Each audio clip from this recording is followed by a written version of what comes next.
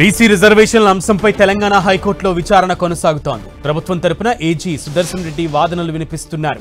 తెలంగాణ ప్రభుత్వం కులగణన చేసిందని, డోర్ టు డోర్ సర్వేకు అన్ని పార్టీలు అంగీకరించాయని కోర్టుకు వివరించారు.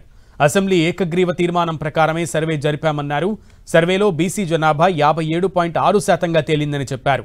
సర్వే డేటా ఆధారంగానే రిజర్వేషన్లు ఫిక్స్ చేశారన్నారు ఏజీ. బిల్లుపై ఒక్క పార్టీ కూడా అభ్యంతరం చెప్పలేదన్న ఏజీ మార్చి నుంచి గవర్నర్ దగ్గర బిల్లులు పెండింగ్లో ఉన్నాయని తెలిపారు. గవర్నర్ లేదా రాష్ట్రపతి ఆమోదిస్తేనే గెజెట్ వస్తుందని వివరించారు. సుప్రీం తీర్పు ప్రకారం 6 నెలలు గడిచినందున గవర్నర్ బిల్లును ఆమోదించినట్లే భావిస్తున్నామని తెలిపారు. దీనిపై ప్రత్యేక నోటిఫికేషన్ అక్కర్లేదన్నారు ఏజీ.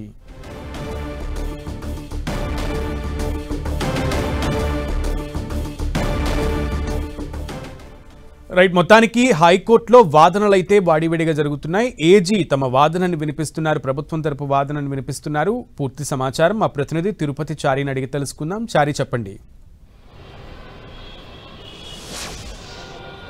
సునీల్, ఈరోజు హైకోర్టులో 2 గంటల 15 నిమిషాల తర్వాత విచారణ ప్రారంభమైంది. బీసీలకు సంబంధించిన 42% రిజర్వేషన్ల అంశం పైన ఈ విచారణ కొనసాగుతుంది. నిన్న కూడా దాదాపు 12 గంటల నుంచి సాయంత్రం వరకు విచారణ కొనసాగింది. ఈరోజు మళ్ళీ ఈ విచారణ ప్రస్తుతం కొనసాగుతుంది. ఈ విచారణలో భాగంగా అనేక అంశాలపైన ఈరోజు ఏజీ సుదర్శన్ రెడ్డి కోర్టుకు అనేక విషయాలను తెలియజేశారు. అయితే ఇక్కడ ఏదైతే తెలంగాణలో కులగణన చేపట్టాలనే విషయం పైన అంతకుముందే ఇక్కడ కులగణనకు సంబంధించిన విషయంలో రాష్ట్ర ప్రభుత్వం ప్రత్యేకంగా అసెంబ్లీ సమావేశాలు నిర్వహించి అసెంబ్లీ సమావేశాల్లోనే ఒక నిర్ణయం తీసుకొని కులగణన చేపట్టింది. ఆ కులగణన కూడా డెడికేటెడ్ కమిషన్ ద్వారా ఆ కులగణన 60 రోజుల పాటు డోర్ టు డోర్ సర్వే చేసి కులగణన చేశారు.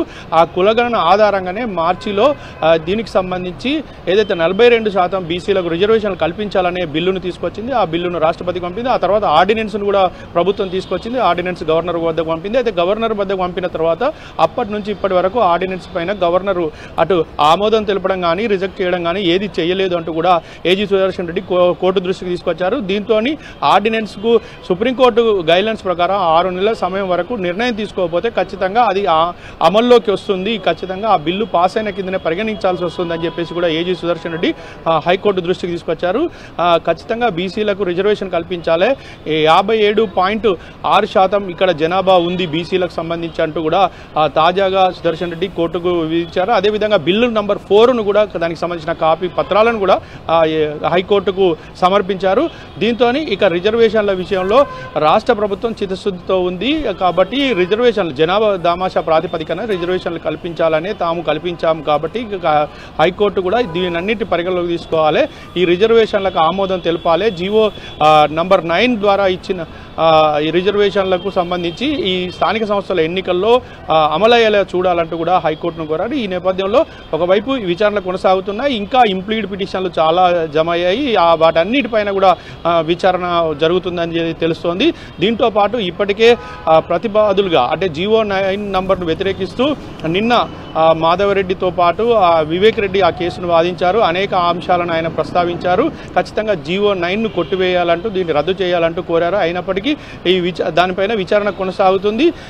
ఈ విచారణలో భాగంగా ఈరోజు ఏం తేలబోతుంది అనేది ఆసక్తికర పరిణామంగా మారింది. ఒకవైపు ప్రభుత్వం అనేక అంశాలపైన స్పష్టత ఇచ్చినప్పటికీ కోర్టులో ఎలాంటి తీర్పు రాబోతుంది, కోర్టు ఎలాంటి తీర్పును వెలువరించబోతుంది అనేది ఆసక్తికరం. అయితే కోర్టు ఎలాంటి తీర్పును వెలువరించినా దానికి సంసిద్ధంగా ఉండాలంటూ కూడా ముఖ్యమంత్రి రేవంత్ రెడ్డి ఇటు అధికారులకు సంబంధిత శాఖ మంత్రికి ఇతర బీసీ మంత్రులకు సూచించినట్టుగా తెలుస్తోంది.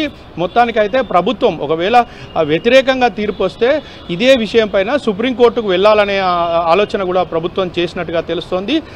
ఒకవేళ సుప్రీంకోర్టుకు వెళ్ళి కూడా ఖచ్చితంగా అయితే బిల్లు చేసి మార్చిలో బిల్లు అయినప్పటి నుండి ఇప్పటి వరకు పెండింగ్లో ఉంది కాబట్టి ఈ అంశం పైన తక్షణం తెలంగాణలో ఎన్నికల నోటిఫికేషన్ ఇచ్చినాం కాబట్టి ఖచ్చితంగా దీనిపైన ఒక నిర్ణయం తీసుకోవాలని సుప్రీంకోర్టుకు వెళ్లే అవకాశం ఉంటుంది.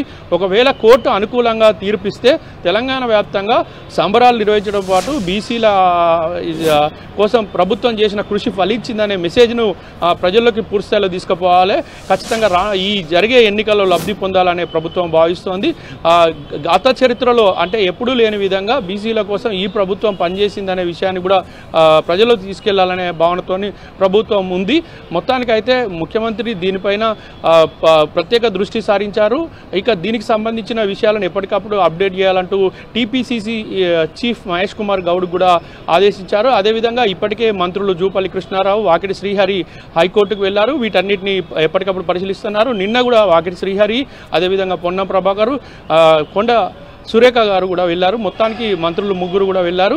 ఈరోజు ఈ ఇద్దరు మంత్రులు వెళ్ళారు. మొత్తానికి వీటన్నిటిని ఎప్పటికప్పుడు కోర్టులో జరుగుతున్న వాదనలు అన్నింటినీ కూడా పరిశీలిస్తున్నారు.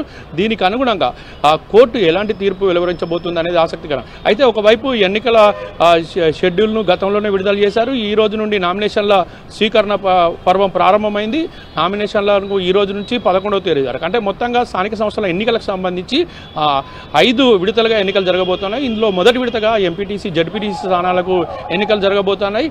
మొదటి 2 విడతల్లో, ఆ తర్వాత 3 విడతల్లో ఇటు సర్పంచ్ సంబంధించిన వార్డు మెంబర్లకు సంబంధించిన ఎన్నికలు జరగబోతున్నాయి. ఈ మొదటి విడతకు సంబంధించిన ఎన్నికలకు సంబంధించిన ఇక నోటీసులు ఇచ్చారు. షెడ్యూల్లో భాగంగా ఈ రోజు నుండి నామినేషన్ల స్వీకరణ ప్రారంభమైంది. 11వ తేదీ వరకు నామినేషన్లు స్వీకరిస్తారు. కాబట్టి ఈ నామినేషన్ల పర్వం ప్రారంభమైన విషయం కూడా అటు కోర్టు దృష్టికి కూడా ప్రభుత్వం తరపున న్యాయవాదులు తీసుకెళ్తున్న పరిస్థితి ఉంది. Sunil. Okay Chari, thank you. BC రిజర్వేషన్ల అంశంపై తెలంగాణ హైకోర్టులో విచారణ కొనసాగుతోంది. ప్రభుత్వం తరపున ఏజీ సుదర్శన్ రెడ్డి వాదనలు వినిపిస్తున్నారు.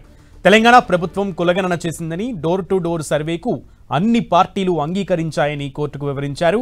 అసెంబ్లీ ఏకగ్రీవ తీర్మానం ప్రకారమే సర్వే జరిపామన్నారు. సర్వేలో బీసీ జనాభా 57.6%గా తేలిందని చెప్పారు. సర్వే డేటా ఆధారంగానే రిజర్వేషన్లు ఫిక్స్ చేశారన్నారు. బిల్లుపై ఒక్క పార్టీ కూడా అభ్యంతరం చెప్పలేదన్న ఏజీ మార్చి నుంచి గవర్నర్ దగ్గర బిల్లులు పెండింగ్లో ఉన్నాయని తెలిపారు. గవర్నర్ లేదా రాష్ట్రపతి ఆమోదిస్తేనే గెజెట్ వస్తుందని వివరించారు. సుప్రీం తీర్పు ప్రకారం 6 నెలలు గడిచినందున గవర్నర్ బిల్లును ఆమోదించినట్లే భావిస్తున్నామని తెలిపారు. దీనిపై ప్రత్యేక నోటిఫికేషన్ అక్కర్లేదన్నారు ఏజీ.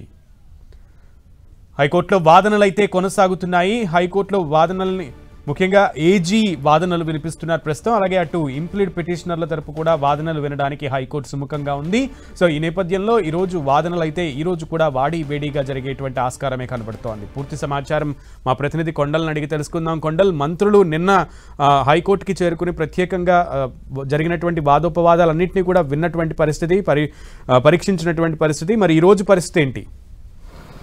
ఈరోజు కూడా సేమ్ మంత్రులందరూ కూడా పర్యవేక్షిస్తున్నారు. ముఖ్యంగా పీసీ చీఫ్ మహేష్ కుమార్ గౌడ్ కూడా పర్యవేక్షిస్తున్నారు. దాంతోపాటు ప్రస్తుతం సీఎం రేవంత్ రెడ్డి సెక్రటరియట్ నుంచి హైకోర్టులో తీర్పుకు సంబంధించిన ఆర్గ్యుమెంట్స్ను కూడా ఆయన కూడా చూస్తున్నట్టుగా మనకు సమాచారం ఉంది. మొత్తాన్ని చూసుకుంటే ఒక ఉత్కంఠ భరిత సన్నివేశంలో అయితే ప్రస్తుతం ప్రభుత్వమే అనుకోండి, ఎంపీటీసీ, జెడ్పీటీసీ, ఆశావాళ్ళు అనుకుంటారు, మొత్తం రాష్ట్రం మొత్తం ఇప్పుడు హైకోర్టు వైపు చూస్తున్న పరిస్థితి ఉంది. ఆర్గ్యుమెంట్స్ చాలా వాడివేడిగా ఆర్గ్యుమెంట్స్ జరుగుతున్నాయి. ముఖ్యంగా బిల్లులు ప్రవేశపెట్టారు, బిల్లులకు సభలో ఆమోదం తెలుపుకున్నారు, గవర్నర్కు రాష్ట్రపతికి పంపించారు. మరి వాటిని మనం నోటిఫై చేసినరా అన్నది నిన్న హైకోర్టు వేసిన ప్రథమ ప్రశ్నగా ఉంది. మరి నోటిఫై చేయాల్సిన అవసరం లేదన్నది ఈరోజు దానిపైన మొదట ఆర్గ్యుమెంట్ స్టార్ట్ అయ్యాయి. సుదర్శన్ రెడ్డి ప్రభుత్వం తరపు చాలా బలమైన వాదన వినిపించారు. ఎందుకంటే తమిళనాడు వర్సెస్ స్టేట్ గవర్నమెంట్ కేసులో 6 నెలలకు మించి గవర్నర్ దగ్గర బిల్లు ఒకవేళ పెండింగ్లో ఉంటే వాటి డీమ్ టు కింద వాటికి నోటిఫై చేయాల్సిన అవసరం లేకుండానే అది ఆమోదం తెలిపినట్టుగా మనం భావించాల్సి ఉంటుంది. అనుమతించినట్టుగానే గవర్నర్ అనుమతించినట్టుగానే భావించాల్సి ఉంటుందని తమిళనాడు వర్సెస్ కేసులో ప్రస్తావించారు. కాబట్టి ఆ అంశాన్ని ప్రభుత్వం తరపు న్యాయవాది ప్రస్తావించారు. కాబట్టి 6 నెలలకు పైగా ఇప్పుడు గవర్నర్ దగ్గర బిల్లు పెండింగ్లో ఉంది, రాష్ట్రపతి దగ్గర బిల్లు పెండింగ్ ఉన్న నేపథ్యంలో అది ఆటోమేటిక్గా ఆ బిల్లుకు ఆమోదం తెలిపినట్టుగానే భావించాల్సి ఉంటుంది. కాబట్టి భావించాలని చెప్పి హైకోర్టుకు విన్నవించడం జరిగింది. ఇక నోటిఫైకి సంబంధించి ఎందుకు చేయలేదన్న దాన్ని కూడా ప్రభుత్వం తరపు న్యాయవాది అదే అంశాన్ని ప్రస్తావించారు. ఒకవేళ నోటిఫై అక్కడ నుంచి ఆమోదం తెలిపి వచ్చినట్టయితే ఖచ్చితంగా ప్రభుత్వం నోటిఫై చేసి ఉంచేది. అక్కడ నుంచి ఆమోదం తెలిపి రాలేదు కాబట్టి నోటిఫై చేయలేదు అన్న సమాధానాన్ని ప్రభుత్వం తరపున ఇవ్వడం జరిగింది. దీంతోపాటు పూర్తిగా ఎంపిరికల్ డాటాతోని పూర్తి శాస్త్రీయబద్ధంగా ఈ రిజర్వేషన్కు సంబంధించిన కసరత్తు జరిగిందన్నది కూడా ప్రభుత్వం మరోసారి హైకోర్టుకు విన్నవించే ప్రయత్నం చేసింది. రాష్ట్ర ప్రభుత్వం కులగణను నిర్వహించిన సమక్షంలో కులగణను పూర్తి శాంటిటీ ఉండే విధంగా శాస్త్రీయబద్ధంగా నిర్వహించాం. శాస్త్రీయబద్ధంగా నిర్వహించిన తర్వాత అన్ని రాజకీయ పార్టీలు దీనికి ఆమోదం తెలిపాయి. అసెంబ్లీ శాసన మండలిలో 57% రిజర్వేషన్ బీసీ సంఖ్య తేలిన పరిస్థితి ఉంది. వీటన్నింటికీ రాష్ట్ర ప్రభుత్వం ఆమోదించింది, కేబినెట్ ఆమోదించింది, రాజకీయ పార్టీలు ఆమోదించాయి, అసెంబ్లీ శాసనమండలిలో ఆమోదం తెలిపింది.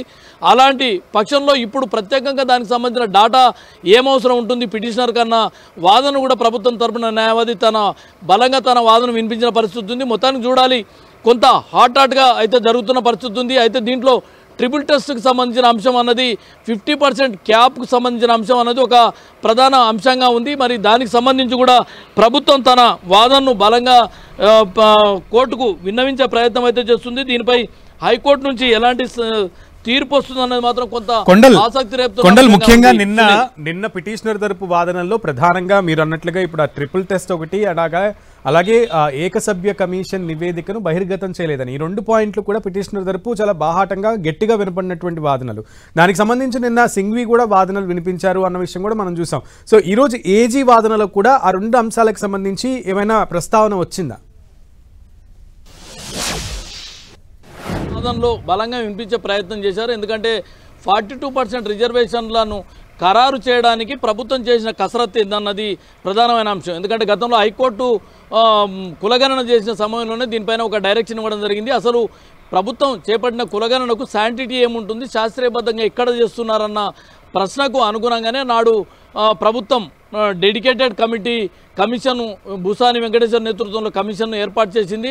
దాని ప్రకారంగానే తాము కులగణను పూర్తి చేస్తామని చెప్పి హైకోర్టుకు నివేదించిన పరిస్థితి. దానికి అనుగుణంగానే పూర్తి వ్యవహారాన్ని అంతా చేసింది. డెడికేటెడ్ కమిషన్ ఇచ్చిన రిపోర్ట్ ఆధారంగానే కులగణన సర్వేలో 57.6 బీసీ జనగణన తేలిన పరిస్థితి. అయినప్పటికీ కూడా 42% అన్నది మేము ప్రభుత్వంగా పార్టీగా మేము హామీ ఇచ్చాము కాబట్టి 42%కు కమిటెడ్గా కట్టుబడి ఉన్నామని చెప్పి ప్రభుత్వం 42%కు జీవో ఇచ్చిన పరిస్థితి ఉంది.